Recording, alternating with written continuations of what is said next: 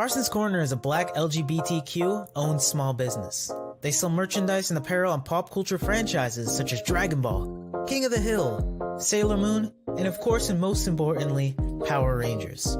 If you're interested in getting their amazing merch, be sure to check them out at carsoncorner.com. Link will be down below. Hey everyone, welcome to the UltraQuest podcast here on the Morphin Network, and this is the last week before Christmas, so if you guys haven't done your holiday shopping yet, you better hurry up or else you'll go jingle all the way to the war zone that is the shopping mall. Yeah. I'm going to be honest with you. I know that they made a direct-to-TV sequel. And by sequel, I mean having absolutely nothing to do with the original. Yeah, I heard about that. I haven't watched it. It's like all I know is that had Larry the Cable Guy and Brian Stepanek from Zack and Cody and Transformers. Wow. Yeah. It's like you got two. Like what I know about the premise is that you got two dads. Like one's the biological, the other's the step. And they're both like trying to compete against each other to get their daughter like some kind of toy or something. So it's like instead of a male clerk, it's literally just two dads. I'm like, can we ever get a movie where like a biological dad and a stepdad aren't actually fighting each other? They're actually like working together from jump. Yeah. I mean, like. Theoretically, like that, it would have been nice to have, like in what's it called, Mrs. Doubtfire, if there wasn't the attempted unaliving towards the end of the movie. Yep, that would have been cool. Yeah. But at least it's wholesome, aside from the attempted unaliving. But it is. But it's all about the kids. It's all about the kids, and it's the holiday season where wishes come true. Sometimes you make a Christmas wish that your teddy bear comes to life and then grows up to become an animated Seth MacFarlane. But other times you draw a kaiju and it becomes alive and tries to eat everything in sight. The point is, be careful with your Christmas wish, kids. Yep. Yeah, like gotta be careful about that. Like I think the moral in general is just don't make Christmas wishes that involve bringing things to life in general. Like I don't care if it's or drawing, just don't bring it to life. Yeah, I agree. Yeah. Now, what is it that we're talking about? Well, we're talking about Ultraman Blazar episode 15. Betwixt Morn and Dusk. And yes, it is a June focused episode. You're probably expecting it to be an Emmy focused episode or an honorary focused episode or a Bondo focused episode or a Gento focused episode or an Earth Garon focused episode or what's it called, Vanny, like the truck, what truck's name? Yeah. And no one else. But no, it's a June focus episode. I would have thought. Yeah. And yes, just so you guys know, because we're done with Power Rangers, be sure to check out our review of Cosmic Fury episode 10 if you haven't watched it yet. Please, we are doing 2 episodes of Ultraman this week. That means double the Ultra, and we're going to be catching up a little bit more than we usually do. And hopefully, much like Sentai and Kamen Rider, the first week of January, we're just not going to have any episodes of Ultraman or Kamen Rider or Super Sentai, so we could just catch up even more. Okay, look, I know I sound like I'm writhing in pain, but look, at least it's not Kamen Rider Amazons. That was a slog, I bet. Yeah, like Blazar is actually a fun series to to watch. We're just 7 episodes behind at any given time. We used to be 8 episodes behind, but then there was that 1 week where we got there was that 1 week where they didn't do an episode, so we took advantage of that. But yeah, no, our goal is to finally catch up on Ultraman, and then once we finish all of Blazar, which should be in about a month, let's be honest, because usually Ultraman series are only half a year. We will get Ultraman Tiga. Mm-hmm. We're going to do them in batches, just like with our Kamen Rider build review. I have a lot of because 6 episodes of build a week plus who knows how many episodes of Tiga a week. Tall order, but we do it for you guys. We love you guys. It's the Christmas season. We are gonna, and it is nice to do an actual review here in California, not Eastern Standard Time. That was kind of weird last year, but Mexico is a pretty cool country to visit, during Christmas season. Mm-hmm. So who am I to complain? But it's nice to spend Christmas at home. Agreed. Yeah. So let me ask you. So, what are your overall thoughts on this episode? I thought it was quite unique. I mean, I wonder how did they bring the kaiju to life? How was the kaiju able to find life in the drawings again? Was it hit by a meteor? Some kind of cosmic rays that are supposed to be radiating towards Earth for a couple of days. And they have the ability to turn 2-dimensional images into 3-dimensional objects. They don't really explain how it does it. It just does. But I think the bigger question is, why is it only June's picture that comes to life and not, say, some other drawings that were literally inside that tarp? No idea. Plot convenience. Plot convenience, yes. It's like what one of our veteran members used to say. Every episode has a convenience, and this is the one for this episode.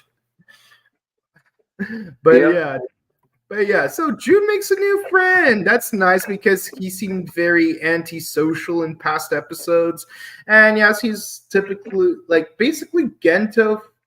Well, okay, let me put it to you like this. Gento wasn't there. Gento wasn't there. When he was kidnapped by some cosmic rays, he was turned into an Ultraman, and he won't tell me because he's an engineer. Gento wasn't there to take me to the fair, to change my underwear. Gento wasn't there. Gento wasn't there, ladies and gentlemen. Mm-hmm. I'm surprised I belted it out. Usually I would have to really struggle to stay, stick to the tempo. But hey, it's like what Run DMC used to say. It's tricky to rock a rhyme that's right on time. It's tricky. Mm-hmm. I agree. It is. Yeah. But when you pull it off, it's perfect. Every last minute detail, perfect. But yeah, so he shows because he helped him with an eraser, he shows him to his secret tarp, which clearly belongs to another dude. So I have to ask, if this tarp belongs to some other dude, how did the old dude not notice by now that there's a bunch of drawings with a bunch of other arts and crafts supplies? Because you'd think, with all the drawings that we see in this screenshot alone, let's not even consider the journal or anything else. How is it that you don't even notice until right now? No idea. Maybe the old guy's drunk. Heck if I know. Yeah. Well, actually, I think there was something like that in an episode of Deno. Yeah. But in any case, so June's new friend draws some kaiju and giant robots with like he has a laser that can destroy everything, and then on the other side you have a rocket launcher that can destroy anything, and his eyes shoot beams that can destroy anything, and he's got shoes that can destroy anything. It reminds me of the way TJ Omega described Kamen Rider Decade in his top 10 WTFs of Kamen Rider. It's like man, Kamen Rider Decade sounds like a fan fiction. Someone write, he's got everyone's powers. He's super badass, and he's got my name. Why is he pink? He's got pink. He's like that. Oh, I missed that video. Well, at least I said it. It's like, you know what? I love finding old YouTube videos that I grew up with. Like the production values were much lower, but you really felt the work that went into it.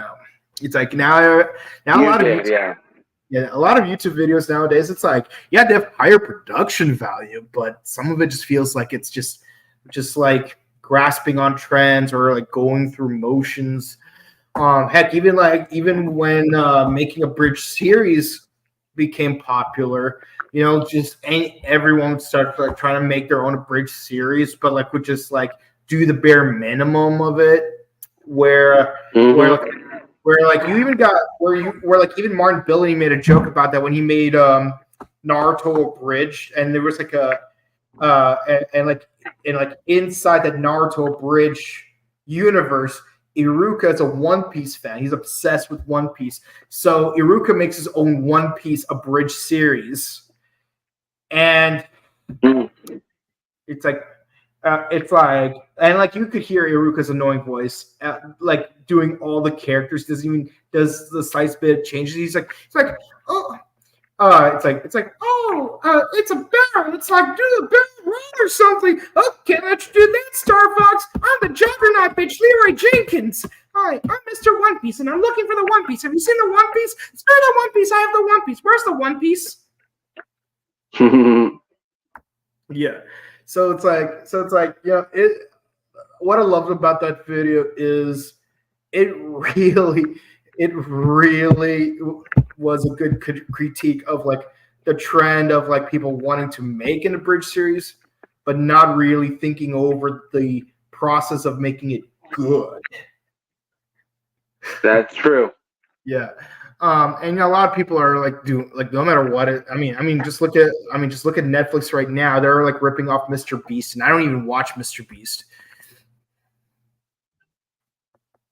I don't get it. Yeah, no, it's like you guys completely missed the point of Squid Game. The whole point of Squid Game is that it is a story about desperation. It's not some cute contest where players get eliminated when they accidentally move when the giant robot says red light. Mm-hmm. Like maybe if you were an insurmountable dead, maybe you'd have a better understanding of it, but yeah, no, like Squid Game totally ripped off Kamen Rider Ryuki, and then Kamen Rider ripped off the rip-off by making Kamen Rider Keats, but with better instruction. Okay, but so Cosmic Rays happened, and yeah, the kaiju that June drew came to life. And at first, people are thinking it's Tatsugiri. But then June realizes, oh my god, it's the thing that I drew. Dad, can I be excused? Why? Because I gotta do stuff. Where? With my friend. Wait, you have friends? Yeah. And yeah, I think it's like apparently like June is like overly polite when he's not supposed to be, but it's like, is it because Gento's an engineer or something? Or it's like, I get it. Gento doesn't spend much time with family, and like they even played it off as a joke where it's like where he has to put on his uniform to do a Skype, not a Skype call, a Zoom call, and like any other Zoom call in the post-COVID era, he forgot to put his pants on, and they make a whole joke about that. Yeah. I mean, it could be worse. I mean, like I've seen a video of a school teacher that was doing a Zoom chat with his class with his shirt off. I'm like, bro, what? Oh, come on. Why? You know you're on video. Be professional. It's like just because you're at home doesn't mean you shouldn't be professional. What's going on? I mean, it's not like you're in an IT meeting at a startup company where like, oh, you could just wear like a tracksuit or a sports bra. No, you're working with kids, dude. But you know, at least we know like Gento's a boxer man, and like that, and I respect that. Agreed. Yeah. Always respect a man who wears boxers. But yeah, no. But so it turns out that this kaiju can actually it can actually eat other drawings in order to sustain itself, but its physical form is only temporary. So they ended up drawing a bigger version, and as expected, it gets bigger. I think at this point, you and I figured out where this is going to go. Yeah, they're going to draw it bigger and bigger. Yeah, because come on, it's Ultraman. Like you think that like if you're watching Ultraman not expecting this thing to become giant at some point, why are you even watching Ultraman? It's like watching Power Rangers and then going a whole episode without anyone morphing at all. Not even like even if like no one morphs, but you at least get flashbacks of people morphing. That's fine. But imagine if even in the flashbacks, no one's morphing. And I think someone might try to bring up the Zeo beginning part 1, but the thing is, they did have flashbacks in very brief, but they did have Morph Rangers in the flashback of Zeo beginning. If by some weird miracle I might have missed an episode where you don't see any Rangers morph for the entire episode, let me know in the comments what episode of what season it is, and I'm going to rewatch that just to see if you were right, because I'm genuinely curious. But I will say, but I do have a question, though. Did you ever, when you were a kid, did you ever draw your own fantasy creatures and stuff? And then, like, come up with, like... I think I have. What? Yeah, I think I have. It's been a while. Yeah. So, do you remember any of them? Not really. You know what's funny is I remember making one. I really liked superheroes at the time. You know, I grew up on Batman and Spider-Man. And Power. So like I came up with my own idea for superhero that was like an insect-themed superhero, and like he'd be all black. Couldn't come up with a name for him, so I just called him Black. Very simple, straight to the point. Little did I know is that in Japan, several years earlier, there actually was a bug-themed superhero called Black. Funny how things work out. But yeah, but eventually when I got introduced to Masked Rider, I'm like, oh my god, this looks like the superhero I drew. So it's like, like watching Masked Rider for the first time when you're like a little kid who doesn't know what a cringy bad quality writing is at the time. It's like you're just watching Captivate. I'm like, my thing became a real thing. And this is basically what's happening here. I'm gonna be honest. I felt for June, except my became a TV show, not a real life monster that could possibly destroy infrastructure.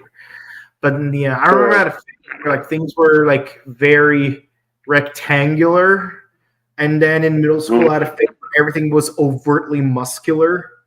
I think like all I knew about the muscles was you have to draw round shapes. So I was like, bam, bam, done. I'm like when I had my muscle phase, I feel cringe because like one time I drew my science teacher, and so I made her calves like massive.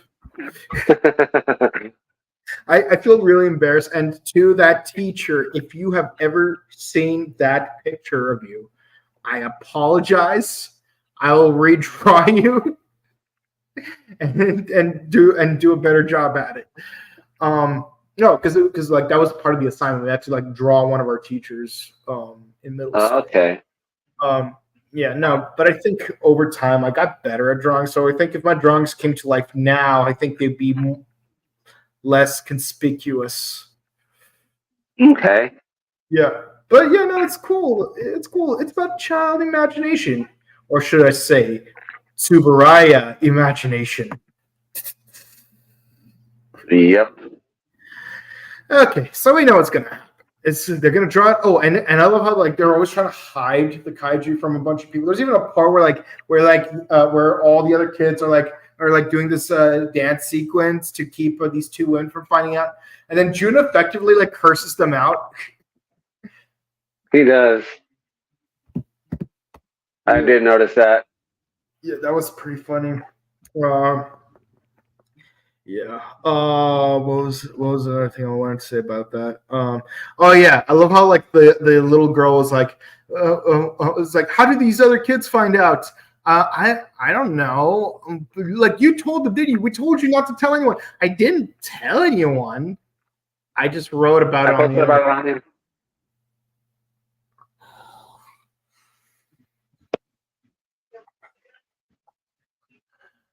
It's like I like remember that clip. I think it was a Leslie Nielsen movie. There was like a scene in that one movie where like you have the entire ground control like doing a collective facepalm. Like that was me. Wasn't that Airplane? Yeah. But I do have to wonder, like, if she did post it on the internet, how did Scar not like pick up on that? You'd think they would have like access to like worldwide networks and stuff to track kaiju. That's what I want to know. Yeah, I mean they even use the word kaiju, so like, you'd think kids talking about finding a kaiju would raise some red flags. Well, at least the Sporks hotline is up and running and working effectively. Back when the phone number actually worked. Agreed. Yeah. For those of you who are not in the know, in that episode of Power Rangers Dino Fury, they gave like an actual phone number for the Sporks hotline. And if you were to call that phone number in real life, you would actually get a message from the Power Rangers. Yeah. My one lament is that I did not try it out. It would have been fun though. Oh yeah. Yeah. It probably would have. Yeah. Yeah. But yeah, so Igro's giant, and surprisingly no Earth Garon in this episode. You'd think there would be, but no Earth Garon. So not only does Teraraki not get any focus, but neither does Earth Garon. No. At least, because like usually, at least Earth Garon gets some screen time before he gets butt kicked, but apparently not this time. They go straight into Ultraman struggling to wrestle this thing. And honestly, I stand by what I said before. Blazar is very childlike in his mannerisms. Like he even like tries to do like wrestling moves on it and then rolls right off, or like he tries to hop on top of it. I'm amused. I'm not gonna lie, I'm very amused. And of course, the little kids are like, Blazar, please stop! It's a good guy! Please don't hurt him, he's just sleeping! Yeah, well, Snorlax is just sleeping, but he's keeping people from getting to Fuchsia City, so I'm gonna have to fight it and possibly capture it. Bag and tag, ladies and gentlemen. Bag and tag. Bag and tag, yeah, that's right. But obviously, like, it's kind of hard to bag something that's already very bag-like. So we have to do the next worst thing. Use a claw machine. Mm-hmm.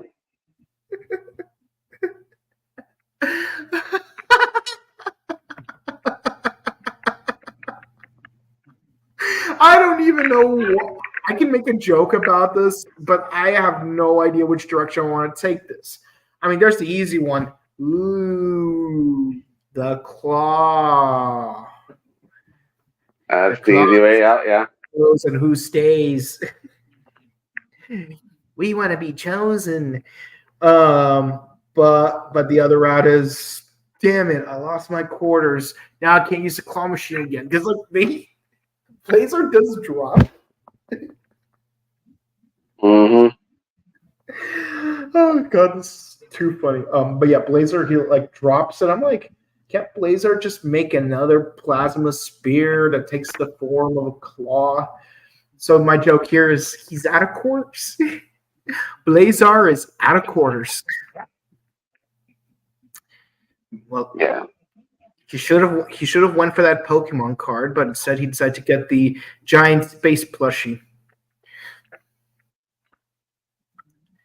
Yeah. What were your thoughts on Ultraman's fight sequence here?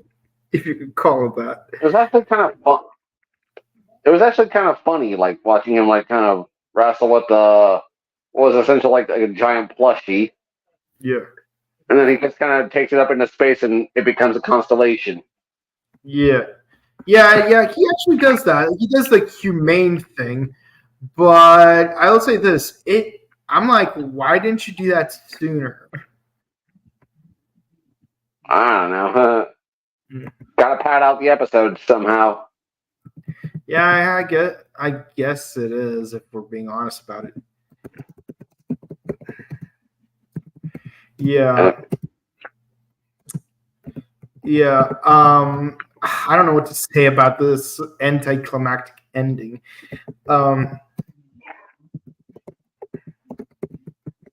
But I will say this though. At least we do get a heartwarming moment. One thing we did not mention earlier is that the friend that June makes, he does have to move to America next week. Yeah. When he said he had to move, I'm not surprised it's America, because it's always America. Even in as far back as 1979, Miss America went to America. Yeah. Well, Abba Ranger, remember, Amity had to lie that she was an Abba Ranger so she wouldn't have to move to Thailand. Yeah. That was a rare one, where they moved to somewhere other than America. Yeah. I remember in Geki Ranger, there was that one kid who was from North Korea. Mm-hmm. And I don't know what part is weird for me. The fact that kid is Caucasian, or the fact that and speaks only in English, or the fact that he's from North Korea. Like South Korea, I can understand. If he was from Hong Kong, I can understand. If he was from Taiwan, I can understand. If he was from Manila, I can understand. But North Korea.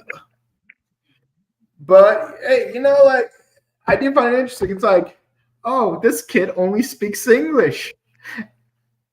And he's like, the whole episode, he's like, what are you guys saying? I don't understand a word you're saying. Why is this weird dude and this gazelle constantly following me around? And it's like, why are all these adults surrounding me? I feel so strange in danger here. And then it's not until Miki actually shows up and she's like, oh, hey Johnny, what are you up to? I hate Christmas. "Oh, why do you hate Christmas?" But she says it in Japanese, and everyone's like, "Ken, what's all this about you knowing English and saying this kid is destitute and therefore wants to celebrate Christmas but couldn't?" Oh, you sweet. And the irony is that the actor who plays Ken is from California. Oh yeah, Satoru Yasuda, he is. Yeah, and we won't see him again until, well, firstly the Go Under team up, but then after that we won't see him again till Kamen Rider Ghost. I miss him though. Like maybe he and Makinyu can actually do something together, since they're both Californians. Pretty much. Yeah, man, that was like the best SNL skit. But yeah, and then again, so was Ninja Black Kaku Ranger.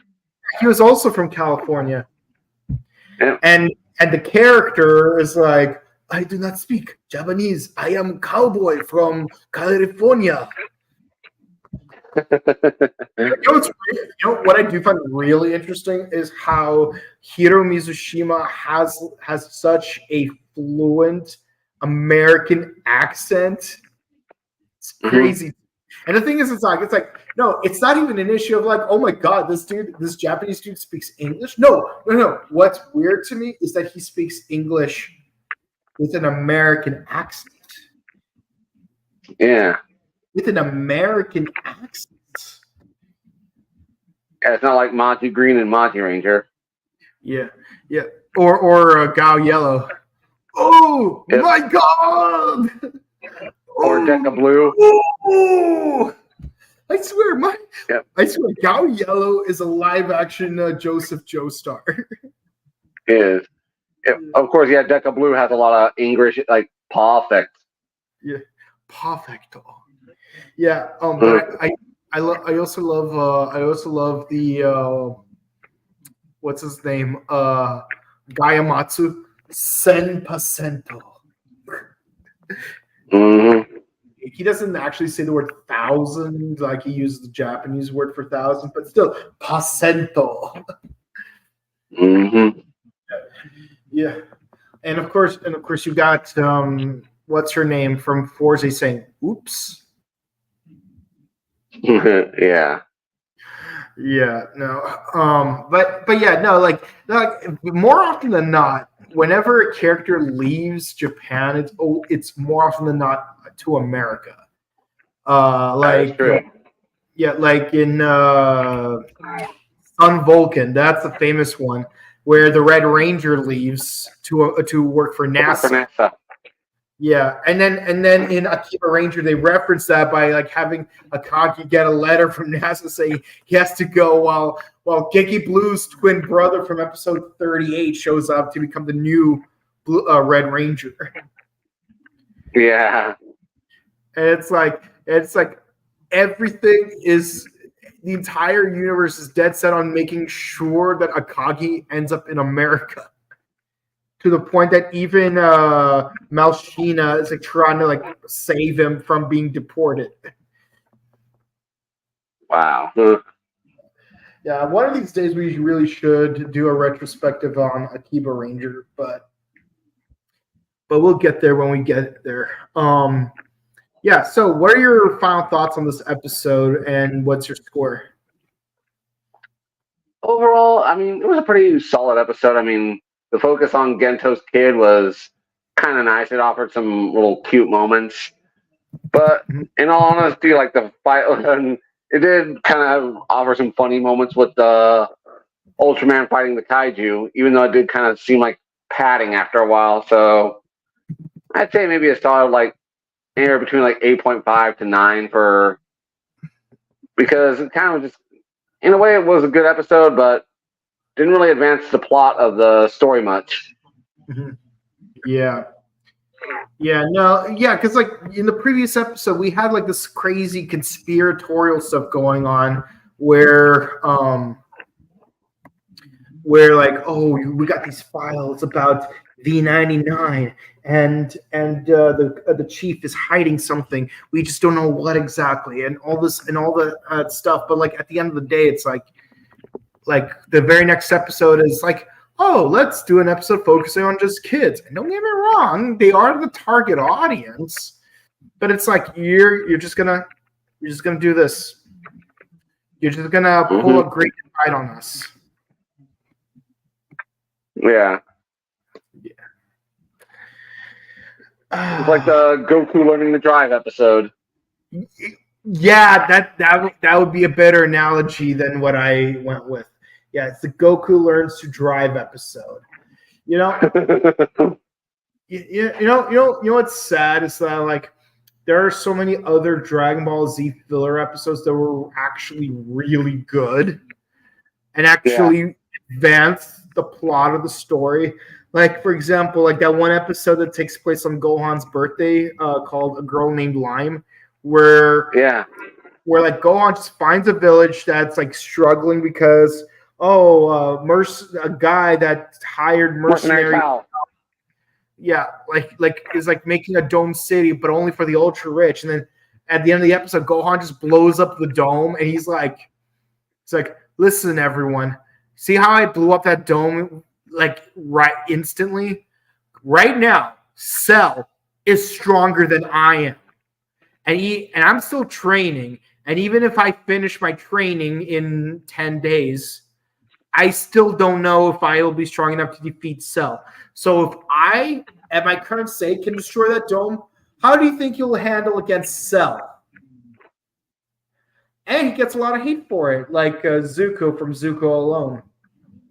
Mm-hmm. But I think there's also some level of satisfaction that, like, Goku used to have like an entire 3-episode plot around having to go fight Mercenary Tao and then learn from Korin at his tower. But here, like, Gohan murks Tao like he's a piece of tissue paper. And then it happens again in that Fusion Reborn movie where like Frieza shows up and like Gohan's like, Frieza, oh, it seems I have quite the reputation if some random nobody knows my name. It's like, oh, we've met before. Really? I don't remember. Wait, are you that filthy monkey's child? My, how you've grown. Hopefully you are not that much stronger. Actually, I'm going to beat you without even going Super Saiyan. What? No way! Yep, just instantly like back to HFIL, like right away. You all right? Hello? Yeah. Okay, I just heard. Let's see. Anyways, as far as this episode goes, I have to give it a 9 because I like the contents of the episode, but I hate how it doesn't advance the plot, and also no Teraraki focus. Even Earth Garou doesn't show up for this one. Yeah. Yeah, and yeah, like, and I don't know if we brought it up or not, but they did mention in the show that like, oh, like it doesn't matter if the kaiju's sleeping. There's still the issue of like it could ruin infrastructure by like just being there in the city. And he's not wrong, because what if it's the middle of a busy street and some paramedics needed to like do an urgent rush to the hospital but couldn't because of all the traffic caused by the kaiju? Yep. That's just one way. Like, I don't know if it's disrupting like water and power in any way, but like as far as like emergency service go, like that could be important. Plus, we don't know if it's a dangerous kaiju or not when it does finally wake up. I mean, we've seen episode 5. We have. Yeah. It's a cutie, but you know, got to be careful around kaiju, dude. But you know, at least you know, Gento had to learn to be a dad, I guess. I feel like there could be better ways they could have done this episode in terms of that narrative. but I'm glad they're actually trying to do that narrative because sometimes you're so busy trying to protect your child, you don't realize that you're also to some extent neglecting your child. Yeah, that is true. But I love how like even his teammates are like trying to push him to spend more time with June. Yeah, that was kind of a nice touch. Yeah. And of course, we know that Gento wears boxers, not briefs, but that's neither here or there. Let us know in the comments what you guys think of the episode. Did you like it? Did you hate it? Let us know. Okay, Triple XYZ says, I love how wholesome this episode is. Anderson Guapukal says, hello, I'm new here. Well, a new person. Welcome to the Morphin Network. We appreciate you watching us. Please be sure to comment, like, and subscribe to us so you can watch more of our videos, and we hope you're enjoying this video right now. Okay, I was hoping for more June and Blazar interactions. You're not wrong, though, because last time we had an episode with June was episode 10 where, like Blazar was like learning from June about like, hey, this may be a kaiju, but it's just trying to protect its baby. Yeah. And then June tried to protect this kaiju.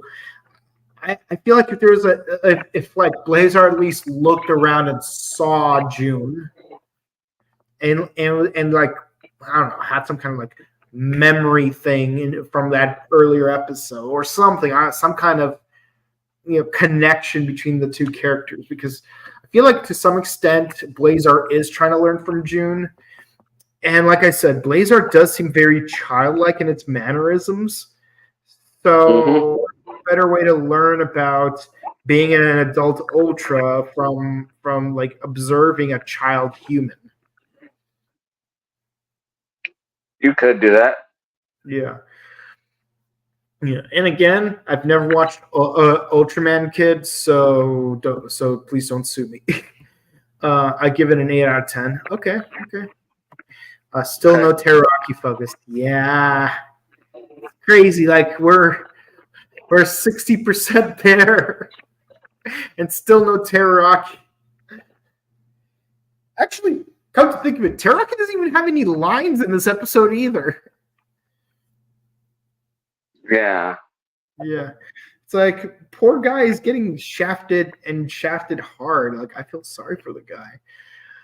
Oh, well, that's it for the comments. Thank you guys so much for watching. Please be sure to like, comment, and subscribe to us on YouTube, Facebook, Twitter, Instagram. Ding the bell icon to stay notified for our latest videos. We do Ultraman on Tuesdays, and now for the next few weeks, Saturdays as well. So Tuesdays and Saturdays, we're doing Ultraman Blazar. On Wednesday, we're doing Kamen Rider Gotchar. Thursday, Osama Sentai King Oger. And Sunday, Christmas Eve, our last present to you guys before Christmas. Yeah, we are going to be doing the movie Kamen Rider Generations Final build and X-Aid with Legend Riders. Okay, I'm gonna be real. I'm gonna say right now, I hate those team up movie names. Speaking of which, I think I found an episode where they don't morph. Really? MMPR Season 3, Dreaming of a White Ranger. They do morph, though, towards the end. Oh, yeah. I'm pretty sure they morph. And just in case, I think I'm going to look it up right now. Hold on. So is that why you were relatively quiet most of this podcast? Because you were like trying to research the whole time if there was an episode of Power Rangers where they don't morph. Yeah, that's kind of the, yeah. Hold on, let me see. Hold on. I'm pretty sure they morphed at a certain point. Hold on. Let me just make sure. Okay, Santa Claus shows up. Rangers are in the command center. Oh, they go. Hey, it's the iconic donut scene from the theme song. Let's see. Yeah. Oh yeah, you're right. They actually don't morph in this episode. Wow, I can't believe it. Episode. Okay, now I'm curious if the Zeo holiday episode also didn't have a morph sequence. Season to remember? Yeah, I don't think it had one either. Yeah, hold on. Zeo holiday episode. It just shows JDF as an old man. Yeah, like freaking his grandson morphs off screen, but like we don't get to see him actually morph. But at least we know canonically the Red Ranger is going to be Tommy's grandson. Let's see. That is true. Yeah, you're right. So these two holiday episodes are the only two times where Ranger does not morph. But to be fair, they do fight monsters. They do. Yeah, in a very Home Alone style manner. Actually, now that I think about it, in the Zeo one, they don't even fight the Machine Empire. They just do a Grinch Stole Christmas. That's all there is to it. They just do a Grinch Stole Christmas. They don't even lift the Grinch. They just sing a song. Except to the Grinch's credit, at least his heart grew 3 sizes. But on the other hand, I agree with you. I don't even have a heart, so nope. No. Okay, so you got me there. These 2 episodes have no Rangers morphing. I would have thought that at the very least, like the Rangers would teleport to the North Pole, morphed, and then they would demorph because of the Santa barrier or whatever it is that's preventing people from morphing. Or at least they would shut off that barrier temporarily in order to let the Rangers morph. But what do I know about story writing? Apparently, what do I know either? Yeah. But yeah, no. As I was saying earlier, not a fan of like the names of those team up movies where it's like you got like, oh, Kamen Rider versus Super Sentai versus